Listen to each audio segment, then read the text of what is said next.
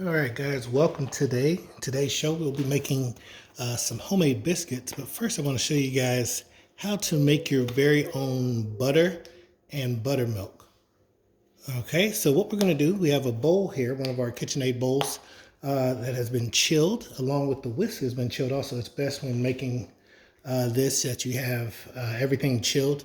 So this is our heavy cream that we have here, heavy whipping cream. You can find this in your dairy section. Right around the milk and the creamer. I'm gonna go ahead and use the whole thing. This process takes probably about 10 minutes or so, but that's why it's good to have one of these stand mixers. But you really just want to get it going and have it going for a while. Of course, you can do other prep while you're doing this, while you're waiting for this to happen. And it is a batter, and I have it on like a medium speed, about 4 if you have a 10-speed mixer. All right, so that's just to get everything going. You see there's a little bit of splattering. What you're going to look for is the soft peaks, which is when it starts to come together. And it's starting to do that. And once it does that, we're going to go ahead and start to slow it down, because what's going to happen is it's literally going to break like from solid and liquid.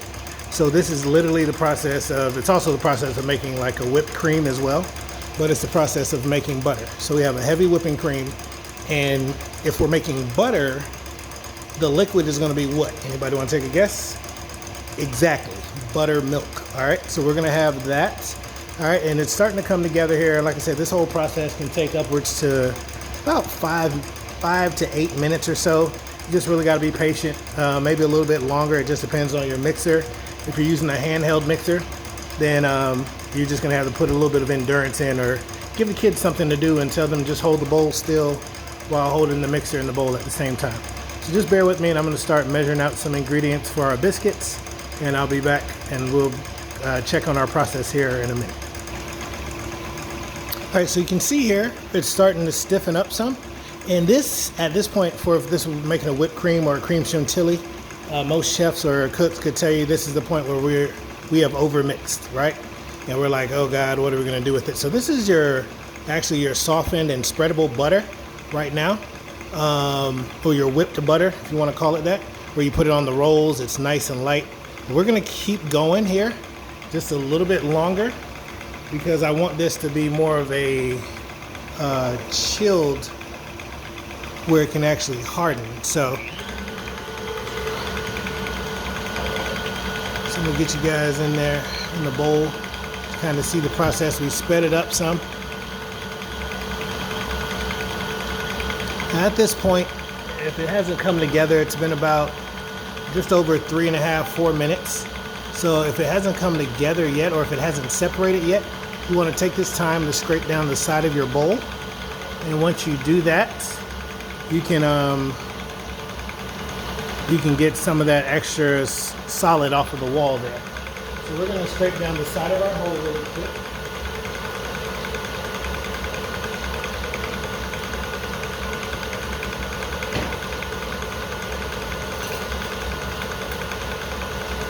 And as we scrape down the side of our bowl, you just obviously want to cut your mixer down, right? It'd be a horrific mess, but you can kind of see it here. All right, so it's starting to pull, and that's that spreadable butter I was telling you guys about right there, or that whipped butter.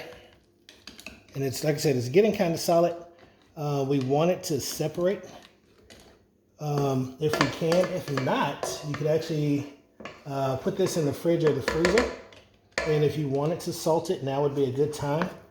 You don't have to have a salted butter, but it is nice, light, creamy, and it will solidify. So it'll give you a nice whipped butter taste. So we're gonna get that going here and just see if we can get it to work, get it to separate.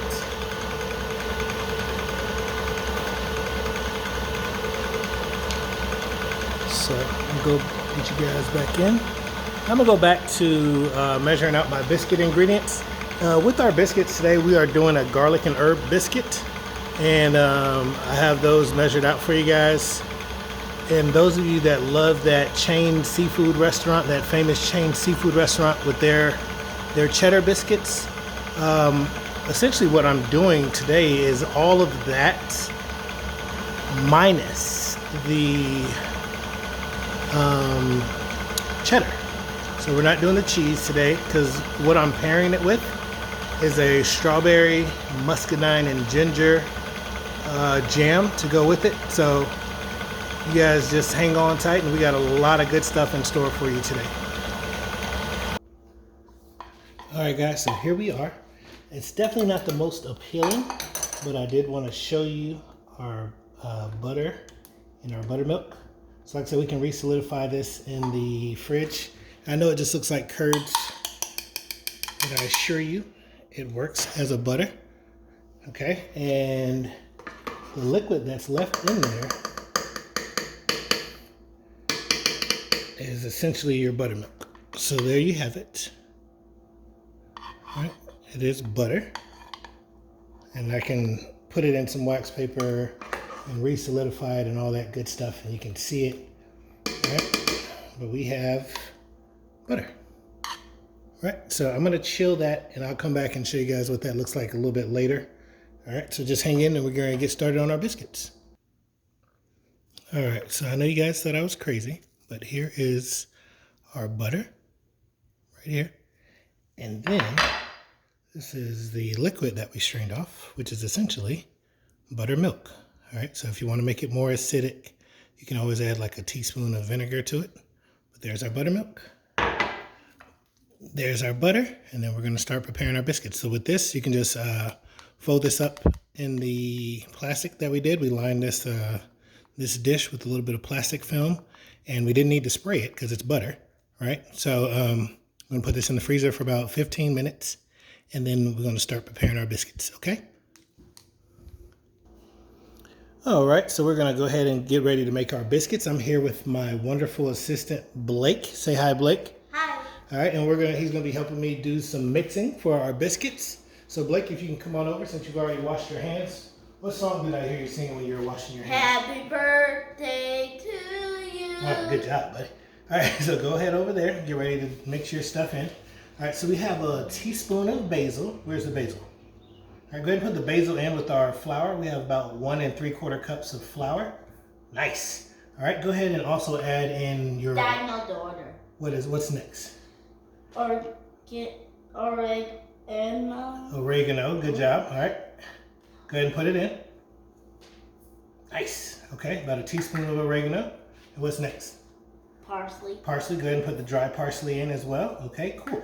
What you got next? Vanilla garlic. Granulated garlic. Okay, good job. About a teaspoon of that. And then kosher salt. Kosher salt, good job. All right. Next is baking powder. Next is baking powder. What's Gentle, the splash? don't splash that one in there. Set that in there nicely or it's gonna poof everywhere. Get it in? There you go. Good job. All right, go ahead and stack those up so we can go ahead and put those in our trash. All right, so we had about a teaspoon of each. We had about 2.5 teaspoons of baking powder and 1 teaspoon of kosher salt, along with 1 teaspoon of all of our seasonings. Throw the trash now? You can. Go ahead, buddy. All right, and now for we're gonna do drop biscuits. So we have our sheet pan already lined with parchment paper, and I'm gonna put a little bit of spray on there. If you're using a pan or a casserole dish or something like that, you can go ahead and use butter on that. Blake, if you can give our mixture a stir with our forks here, that'd be great. Take your time. You don't want to splash everywhere. All right, so come on over and just mix that around a little bit. So we have our buttermilk that we actually made earlier in our video from like scratch. This? Yep, perfect, dude. You're doing a great job. All right, so you can see it. You always. I picked out my grandma's biscuits. So you say your grandma makes the best biscuits, huh? With his golden butter. With golden butter. Okay, so we're gonna see if Daddy's biscuits today are better than Grandma's. You think I think they will be. We'll see. Yeah. All right. So the only thing we're not adding today that would have made them better is a little bit of cheddar cheese. Yeah, that would have been awesome. Dad, smell this. You smell the herbs? Good, good. Okay, so go ahead and set your forks down. If you could, Blake, could you spray the scooper we're gonna use? Because like I said, we are doing drop biscuits. And Blake, while you're doing that, I'm gonna add our butter. Our fresh butter that we made here. I'm gonna get about 6 tablespoons. Yeah. I can spray now? Yeah, go ahead and spray. So I want about 6 tablespoons. Ooh, it's just falling apart. So you know what? Usually if you're using a stick butter, perfect. Okay, not too much. Pour some of that in the trash. That's a whole lot, buddy. Sorry, All right, guys. here, it's okay, buddy. All right, so our butter's actually falling apart. So Blake's gonna bring me the measuring spoons. Come on, buddy, hustle up. He's gonna bring me the measuring spoons when he comes back. But this is our butter crumbling. Come on, dude, you're fine. It's good. It's still on there, I promise. All right, so this is our butter crumbling. Awesome, good job. Okay, still not too much. All right, you don't want to saturate. Can you hand me the tablespoons over there, Blake? Sure. So when you typically do this with a stick of butter, you can do this, use your grater or your microplane and shave it in there, but your butter has to be cold. Now our butter, as you can see, is falling apart. So we're gonna just scoop that in and it's gonna work out perfectly because now we don't have to worry about grating it in there because it's already falling apart on its own. So like I said, about 6 tablespoons. If you go over by a little bit, I promise you nobody's gonna get mad. Unless they're counting calories, and if they're counting calories, they shouldn't be eating biscuits. So, Smell that. you like the smell of that? All right, so we can get some more of that. That's 2 tablespoons. How many more do I need to get to 6, Blake? Come on, man. 4. Acting like you're on spring break or something. Good job. 4. That's All right. because I am on spring. You don't cut your brain off though, do you? All right, so that's 3. All right, 3. So how many more till I get to 6? 3 more. All right. 3 more to get to 6. Now I've got 4 in there. 2 more. 2 more till I get to 6. And like I said, this would have stayed in the freezer a little bit longer. It would have solidified a little bit more. Or if we would have left a little bit of that milk. 1 more. Thank you, sir. A little bit of that milk mixture in there. It would have stayed. All right, so typically I tell you guys the best mixing tools you have are your hands. And your hands will, only problem with your hands with this is it'll actually start to melt the butter. So you don't want to do that. You want your butter to be cold and flaky so as it cooks, it actually forms air pockets and flakiness into your biscuits. I'm gonna go ahead and add 1 more, Blake, just because I want them to be. And excuse me, Dad. Yes, sir. What are air pockets? Air pockets are the flakiness and the fluffiness of a biscuit. That was a great question, dude. Wow, that wasn't even in the script. At least I didn't know what air pockets It's are. not that you didn't know. A lot of people don't know. So I'm glad you asked. All right. Great question. Yeah. It's a great question from a almost 8-year-old. And also, guys, whenever working with a Which my birthday's in 17 days. whenever working with a cutting board, you always want to secure it with a damp paper towel or cloth underneath to keep it from sliding. All right, Blake. So we have our butter in there, and we're just going to toss that around a little bit. All right. Kind of get a little crumbly. All right, now if you would be ever so kind to pour the buttermilk in slowly. The whole cup. Slowly, yep, go ahead. All right, it has a handle on there. Go ahead and grab it. Come on, right in the middle. There you go. Mix it around. Perfect. Perfect. Thank you, sir. And that was just a little bit more than 3/4. Typically, we would have said about 3/4, but this was a fresh buttermilk that we just made. So we want to make sure we use it properly. So you see it starting to come together. It's getting kind of gooey, kind of gummy. Like slime. Like slime, that's right. All right, so let's go ahead and get ready to get our scooper here, Blake, because these biscuits are almost ready to go. All right. I'm just going to use 1 fork from here. And you don't want to overmix because you don't want them to get too tough. All right, but you do want to make sure they're fully incorporated and that they're fully mixed. All right, so, all right, we have a good texture and my hands are clean, I promise. All right, Blake, go ahead and start scooping, or let me show you how to scoop and then you take it from there. All right, so we want to make sure we level it off here. All right, yeah. It's like an ice cream ball. Yeah, it's like an ice cream ball. Or a snowball. All right, so these aren't going to spread too much because we used baking powder. And what I tell my students is powder puffs, soda spread. So baking powder puffs and baking soda makes stuff spread. So here we're using baking powder, right? Yep. So they're going to be puffy and flaky and amazing. All right, so I'm going to let you do the rest, Blake. I'm going to go ahead and get cleaned up. You saw how I did it? Okay, and we got our oven preheated to 375 convection. If you don't have a convection, you want to put it on 400 baked. Okay, let me help my son out here. Okay, go ahead and get it. You got to see what you're doing. So come all the way, fill your scoop, and scrape it along the side. Now go. Don't worry about the stuff on the side. Focus, let's go. Ah, so tight in. Squeeze it, you're strong, come on. There you go, good, let's go, back to it. Don't worry about shaking it off. It's good, it doesn't have to be perfect. These are drop biscuits, that's the difference. These aren't the roll out and cut biscuits. So parents, be there with your kids. Help them out a little bit. And this is a little bit tough because it's kind of high up for Blake. So I'm going to help him up just a little bit. And then he can help me out with our strawberry syrup later.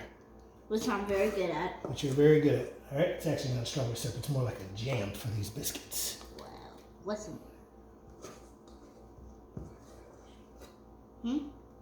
Okay. Oh man, they're starting to fall apart. Okay. All right, so that's when we might need to mix just a little bit by hand. Excuse me, Blake. Just to kind of help form this here. And that's all right. Your biscuits sometimes do fall apart. Like a sandcastle at the beach. Like a sandcastle at the beach. That just means we could have used a little bit more moisture. But that's all right. They're still going to be great. All right, so those are our drop biscuits there. And if you want to, Blake, you can always brush a little bit of melted butter on there. In this case, we have a butter stick spray. All right, so we're going to just spray the tops just a little bit to help them be golden brown. And I like to put space on mine so that it cooks all the way around and all the way through. Okay, so I'm going to go ahead and get those in the oven and we'll see what they look like shortly. All right, so Blake and I are here now in our oven with we have our little sauce pot here preheated on about medium heat. All right, so Blake, we're gonna do a strawberry, one of your favorite fruits, strawberry muscadine ginger preserve, right? So this is gonna go on our biscuits. It's gonna be great. You can put it on toast, you can put it on English muffins, you can put it on whatever you want, right? So I'm gonna go ahead and get these in here, right? Oh! Yeah, sizzle, that's what you want. All right, so Blake, I'm gonna add about a third of a cup of brown sugar. Can you make sure that all goes into the pot, please? Okay. Flip it over. There you go. Nice. All right. I have just a pinch of salt. Can you make sure the salt goes in there? The salt is to make sure, yeah, you bring out some of the flavors of it. Yeah, be careful. You don't have to shake it over. Just gently set it over top, all right? You don't want to mess it. Okay? All right, then we have a little bit of cardamom. Cardamom is a little Indian spice here, or used in a lot of Indian cooking, but we're using it to make our strawberry jam a little bit more savory. Which is sort of a weird smell. Okay, it has a weird smell. Okay. All right, but we're going to use it to make it's a nice spice, a real earthy spice. It's going to make our preserve a little bit more savory.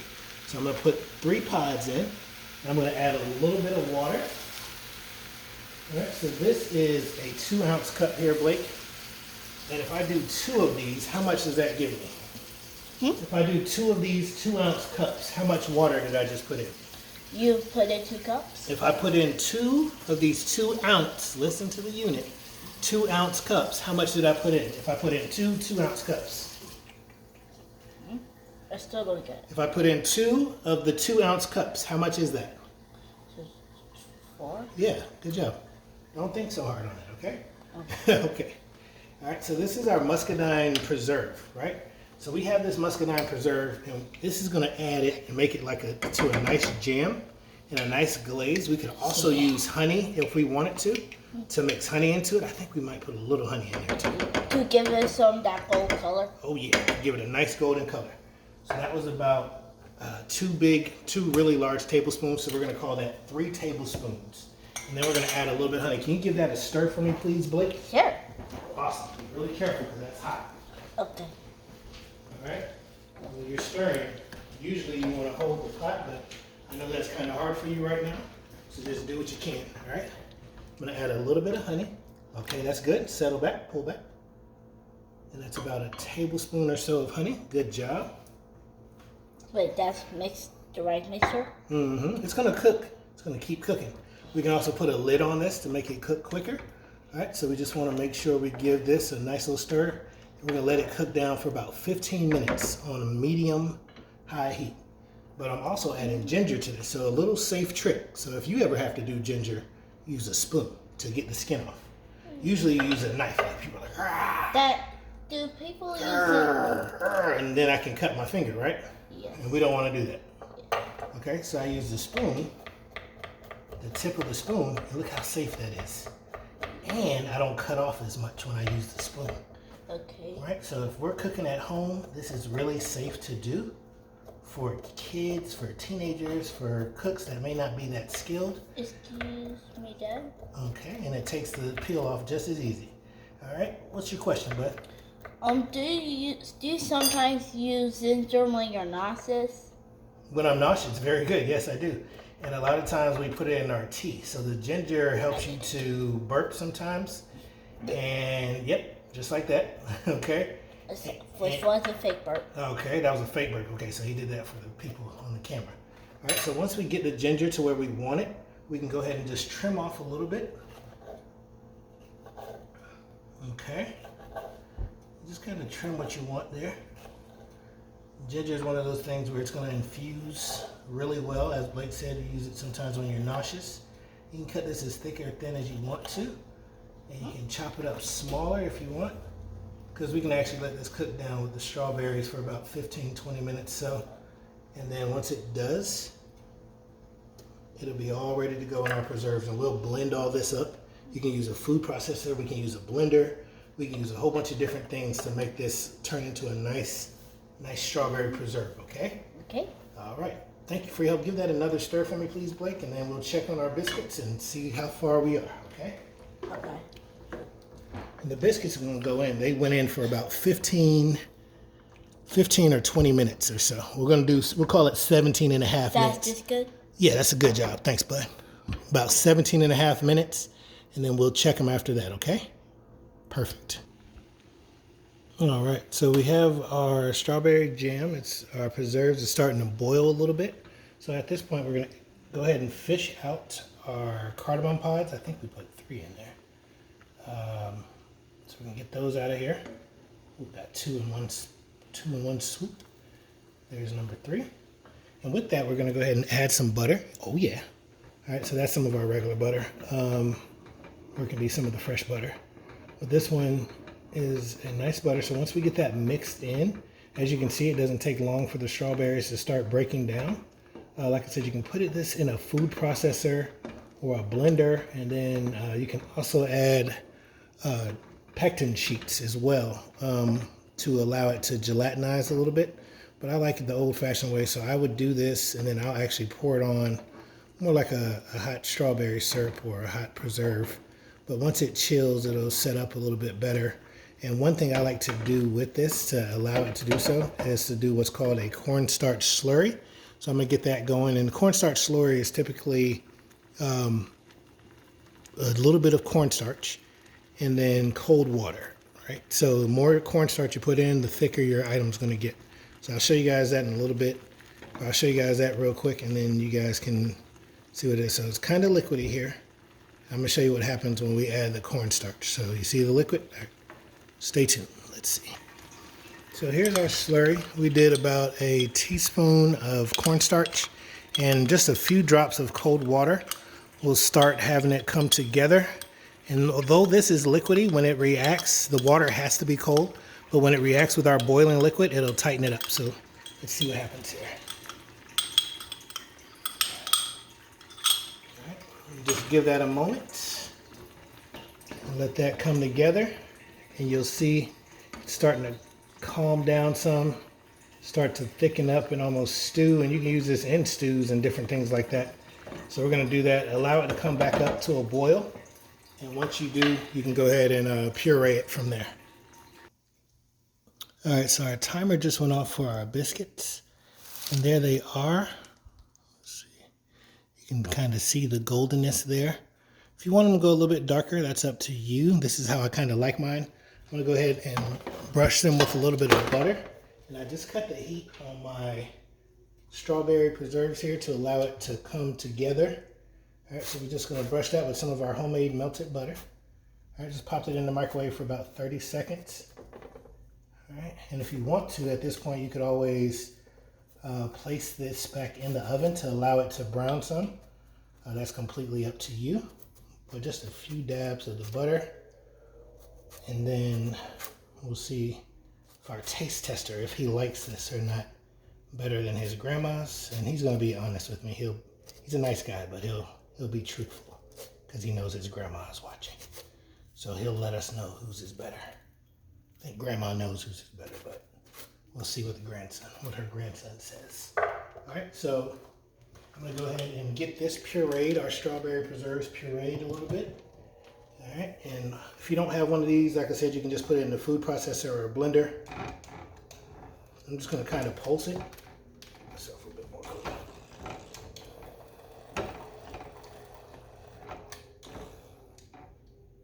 All right.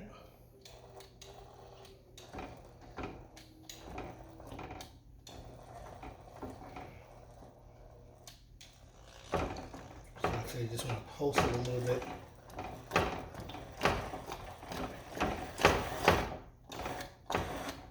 I want to have a few chunks of that strawberry in there. I'm going to have to let this cool before I have my taste tester taste it. But you can, when this is done and it cools down, you can, if you have mason jars, you can put it in a mason jar and it'll be good to go. So I started out on low and I'm coming up to high. And as you can see, it's kind of liquidy still, but that's all right. You can use more cornstarch if you wanted to. Or if you're like me and you enjoy it like this, so be it. All right, enjoy. All right, so we're gonna get this plated up for our little guy, our taste tester, and we'll go from there. All right, so we are here with our taste tester, also our helper, Blake. All right, Blake, so you have in front of you the biscuits that we made as well as the strawberry preserves or strawberry sauce. All right, so go ahead and taste it and let us know if it's better or not as good as Grandma's. Dip it in a little bit of that sauce. There you go. It's hot. Just blow on it a little bit. Oh, yeah. Want to have a nice hot buttery biscuit. There you go. And It is better than Grandma's. yes! Better than Grandma's, the lady who taught me how to cook. Thank you so much, Blake. Make sure we enjoy that and eat it all. I'm going to tell the folks what we'll be making next on one of our shows later this week. We'll be making, yep, that was an apple that fell. We'll be making probably some homemade apple pie with a few healthy twists on it, as well as some French toast here. And we'll do it with a couple of different breads. All right, and hopefully you guys will tune in and watch. And thank you for watching. Subscribe to our channel. Bye.